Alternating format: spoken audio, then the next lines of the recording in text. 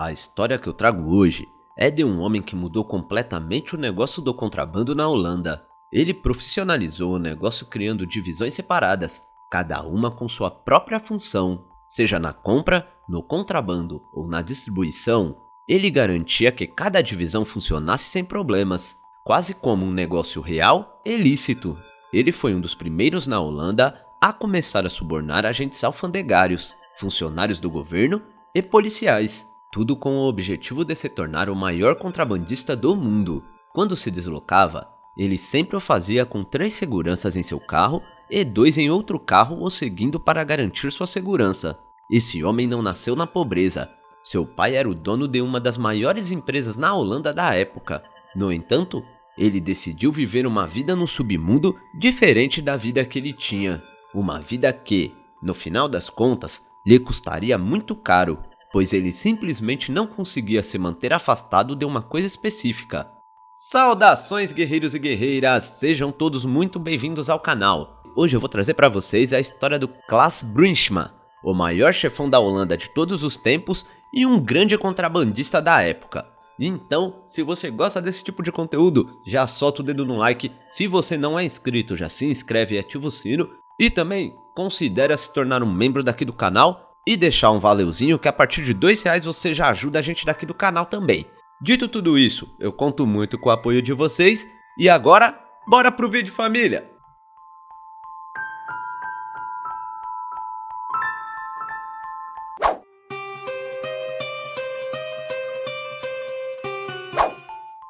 Klaas Bruinsma, também conhecido como O Reverendo, nasceu em Amsterdã, na Holanda, em 6 de outubro de 1953. Ele passou a maior parte de sua infância no centro da cidade de Amsterdã, até se mudar para Blaricum, em 1964. O pai de Klaas era o fundador e diretor da Hak, uma das maiores fabricantes de refrigerantes na Holanda da época, o que o tornou um homem muito rico. Mas a vida de Klaas como criança nem sempre foi divertida. Seu pai, Anton, não era um pai amoroso e cuidadoso que ele esperava. Anton era muito rígido e sempre demonstrou zero afeto por ele. Ele frequentemente intimidava seu filho. Sua maneira de ensinar lições de vida para seu filho também era muito estranha.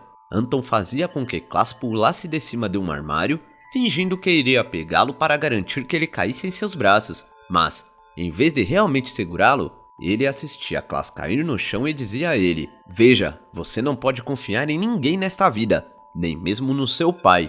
Aquilo foi um erro estúpido. Não foi a única vez que seu pai realizou esse tipo de ação, e isso acendeu uma chama em Klaas, uma chama que o levaria a fazer coisas inimagináveis mais tarde na vida. Klaas posteriormente confessou ao seu psiquiatra que o constante abuso físico e mental por parte de seu pai deixou nele muitas cicatrizes, tanto mentais como físicas, e um grande desejo descontrolado de superar a riqueza de seu pai. Ele jurou a si mesmo e a todos os outros que a todo custo se tornaria mais rico, mais poderoso e mais temido do que seu pai, e assim o fez.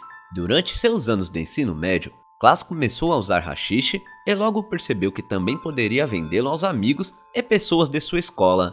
Em 1970, ele tinha apenas 16 anos e teve seu primeiro encontro com a polícia ao ser pego vendendo. Ele escapou apenas com um aviso.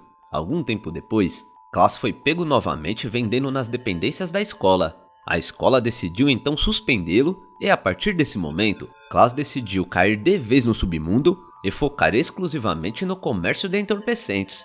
Toneladas de haxixe entravam no porto de Amsterdã, mas também em muitos outros portos europeus. Até 1978, Klaas havia construído uma enorme rede internacional. Ele obtinha seus produtos do Paquistão, Líbano e Síria, e seu mercado para a venda era toda a União Europeia. O Paquistão era seu principal distribuidor. Ele viajava para o país mais de 30 vezes e suas conexões eram tão boas que ele podia fazer pedidos, negociar e pagar simplesmente quando vendia os produtos. Para o envio do Paquistão, eles enviavam em média de 5 toneladas. O preço de compra era de algumas dezenas de milhares de florins, a moeda holandesa. Já o valor para a venda nas ruas holandesas gerava em torno de 25 milhões de florins. Isso sim era um grande retorno sobre o investimento. Levou alguns poucos anos antes que ele pudesse realmente se chamar de multimilionário. mas à medida que os carregamentos ficavam maiores, acredita-se que alguns de seus maiores carregamentos valiam cerca de 300 a 450 milhões de florins, o que equivaleria a entre 136 milhões de euros a 200 milhões. Isso é muito dinheiro, especialmente naquela época. Nos anos de 1980, não havia ninguém fazendo como ele. Ele profissionalizou o jogo e o tratou como um negócio, tomando decisões empresariais sem levar em consideração sentimentos. O que o ajudou foi que naquela época, a polícia holandesa não tinha conexões com nenhum dos países de onde ele estava contrabandeando, então não podiam cooperar entre si. Além disso, os diversos departamentos da polícia holandesa não trabalhavam muito bem juntos, o que tornava difícil perseguir grandes criminosos como Klaas. Eles não tinham absolutamente nenhuma ideia de como combater a criminalidade organizada, e com isso, Klaus pôde conduzir seus negócios e se tornar um dos maiores chefões da área, fazendo muitos milhões de dólares. Klaus nunca esbanjou esses milhões em grandes casas para morar, ele só se sentia seguro em hotéis. Ele passava a maior parte do tempo em hotéis de luxo, como o Hotel Amistel, onde sempre reservava a suíte 116 e tinha um de seus barcos ancorados em frente ao hotel. E para sentir essa segurança ele tinha que pagar um preço. Custava-lhe aproximadamente 1 milhão de florins, cerca de 500 mil dólares por ano para ficar em todos esses hotéis chiques. Essa quantia que ele gastava na década de 1980 era uma quantia muito significativa. Parte do motivo pelo qual ele gostava de morar em hotéis era que ele podia ser o homem e exibir sua riqueza para outras pessoas ricas. Ele gastava grandes quantias de dinheiro em serviços de hotel e bebidas no bar, e andava por aí com seus seguranças armados como se fosse o dono do lugar.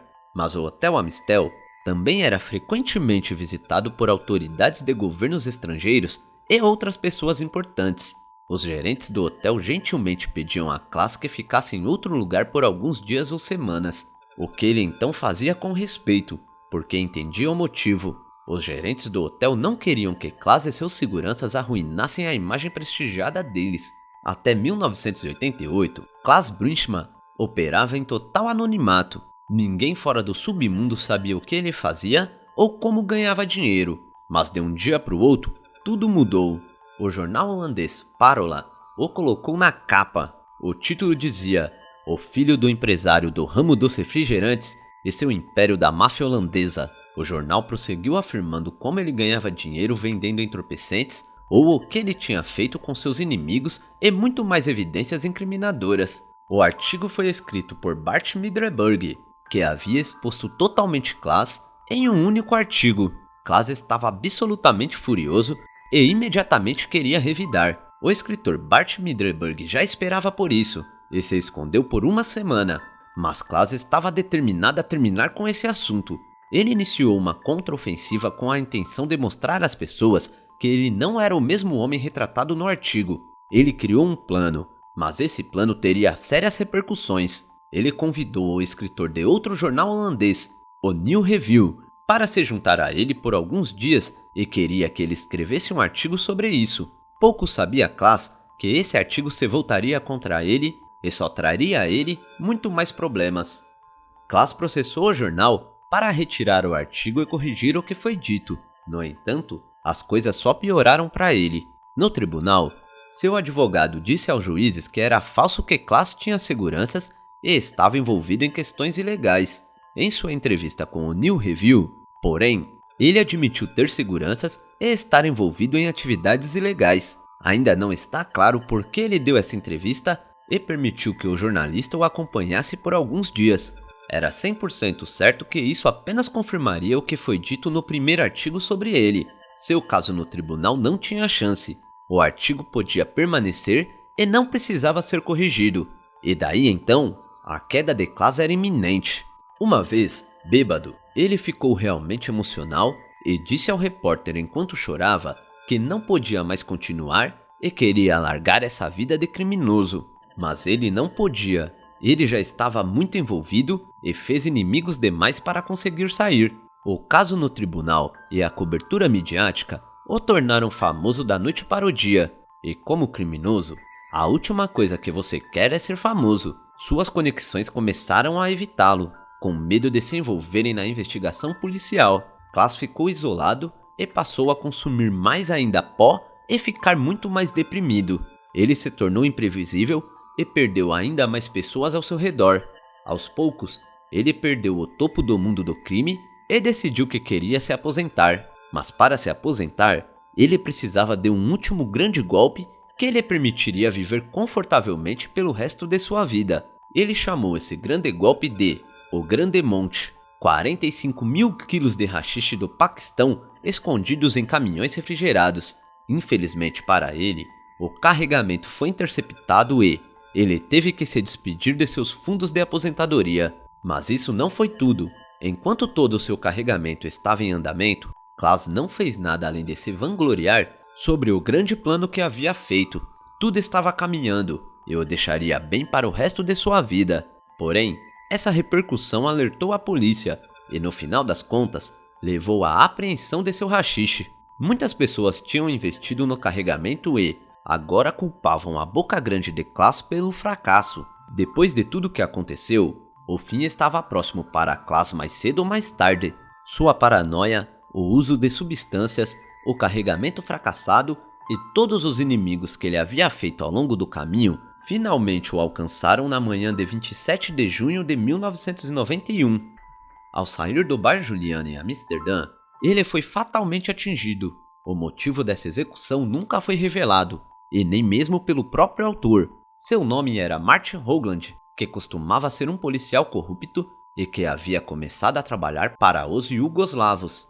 Um interessante enredo se desenrolou quando outro homem mais tarde afirmou e admitiu ter sido o autor da execução, porque Klaus havia encomendado um golpe bem sucedido contra o irmão de Martin, e por isso ele queria vingança. Porém, isso nunca foi confirmado pela polícia, e Martin cumpriu sua pena completa, apenas para ter sua própria vida tirada quando estava em liberdade condicional. Klaus Brunsman foi um homem que teve uma infância muito dura, e isso o marcou mentalmente e fisicamente pelo resto de sua vida. Seu único objetivo na vida era se tornar mais rico, mais poderoso e muito mais temido do que seu pai jamais foi, o que, embora por um curto período de tempo, ele definitivamente conseguiu fazer. Mas a que custo? Em suas últimas semanas, ele estava tão paranoico que nem mesmo confiava na sua sombra. Ele parecia patético e só se importava com seu pó branco, que já não conseguia mais viver sem. Devido a tudo isso, ele acabou abandonado e ninguém queria falar com ele, pois ele era nada mais nada menos que um problema depois de passar outra noite no bar. Por fim, a criação que o pai de Klaus deu ao seu filho o fez tomar um caminho em sua vida sem volta, da qual ele jamais conseguiria sair vivo dela. Klaus foi um grande precursor do contrabando e um grande capo holandês, e sua história de vida ficará marcada com um legado de loucuras e insanidades cometidas apenas para um único objetivo: se tornar maior e mais poderoso que seu pai. Bom galera, esse foi mais um episódio daqui do canal. O que vocês acharam da vida do Klaus? Vocês acham que o pai dele teve realmente muita influência em sua criação? Ou ele sempre foi ruim e usou isso como uma justificativa para cometer seus atos? Bom, deixa aqui embaixo nos comentários que eu quero saber a opinião de vocês. E você que ficou comigo até agora, não esquece de ativar o sino e se inscrever, porque isso é muito importante aqui pro canal. E também, deixa seu like e considere se tornar membro do canal, porque é um valorzinho simbólico que ajuda muito o canal a se manter vivo. Então eu conto muito com o apoio de vocês. E é isso aí, família! Até a próxima!